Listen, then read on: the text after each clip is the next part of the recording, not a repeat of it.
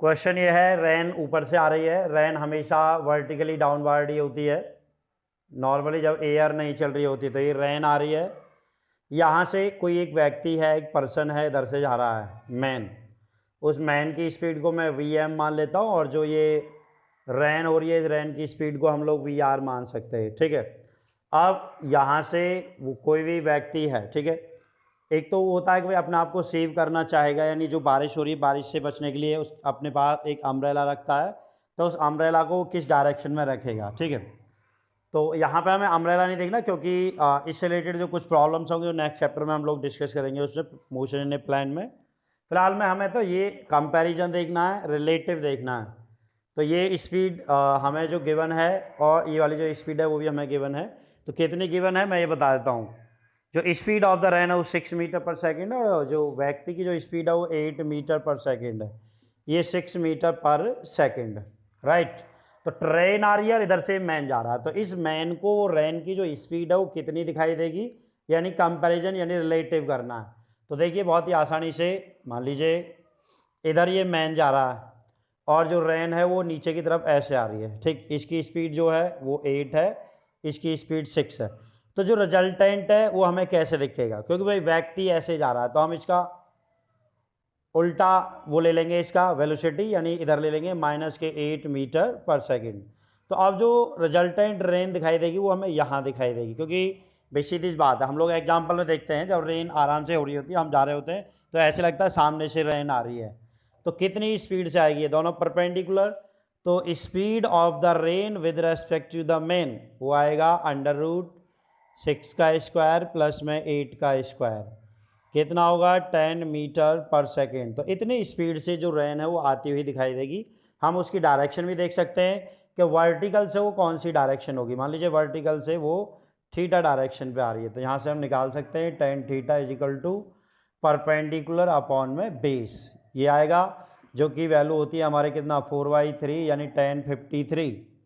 तो tan53 की ये वैल्यू होती है लड़के, तो थीटा इज इक्वल टू आ गया 53 डिग्री।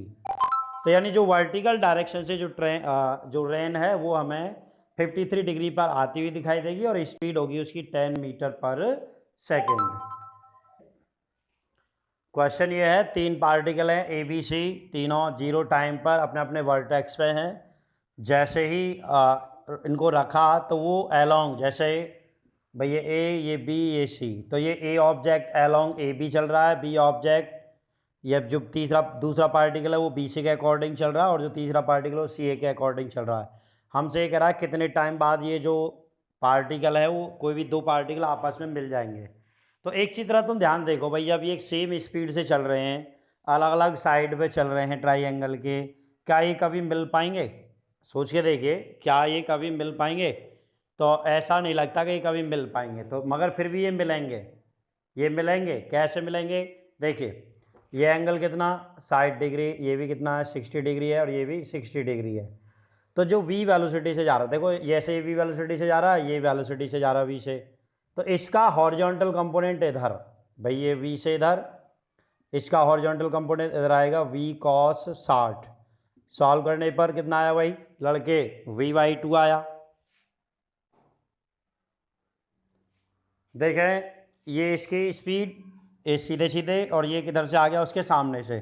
अगर एक दूसरे के रेस्पेक्ट में हम स्पीड को देखें, जैसे बी का सी के रेस्पेक्ट में देखें, तो इसे बोलते हैं हम रिलेटिव, यानी वी आर, रिलेटिव स्पीड जो होगी वो v माइनस माइनस के v/2, क्योंकि अपोजिट से आ रहा है। सॉल्व करने पर कितना हो जाएगी 3v/2, तो ये होगी रिलेटिव स्पीड।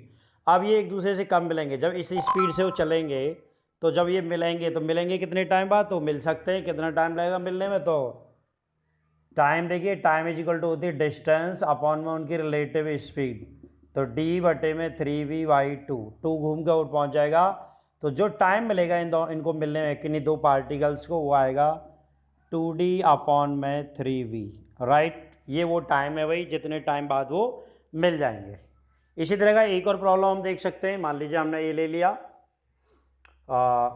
ये ले लेते हैं स्क्वायर के फॉर्म का, तो स्क्वायर के फॉर्म का भी देख लीजिए। 4 पार्टिकल हैं, अलोंग द साइड चल रहे हैं, कंटिन्यूस सेम स्पीड से चल रहे हैं। अगर इसकी जो साइड है वो d है स्क्वायर की, तो कितने टाइम बाद वो मिल जाएंगे? तो यहाँ पे हम देख लीजिए सीधा सीधा भाई डी बटे वी, क्योंकि इनके कोई कंपोनेंट है परपेंडिकुलर आ रहे हैं, हॉरिजॉन्टल कंपोनेंट जो आएगा 0 आ जाएगा, तो इतना टाइम लेंगे, इतने टाइम बाद वो मिल जाएंगे। एक और हम ले सकते हैं भाई, हेक्सागोन बना सकते हैं, उसके अकॉर्डिंग देख लीजिए, इस तरह से ले लो। तो सारे पार्टिकल इस तरह से चल रहे हैं अलोंग द साइड, मान लीजिए साइड इसकी प्रत्येक डी है, वी स्पीड से जा रहे हैं सारे के सारे। तो हम क्या करेंगे, इसका कंपोनेंट कितना भाई, ये 60 डिग्री, क्योंकि अंदर वाला 120 होता है, वी स्पीड से जा रहा है, तो हॉरिजॉन्टल कंपोनेंट क्या आ जाएगा, वी cos 60 यानी v/2।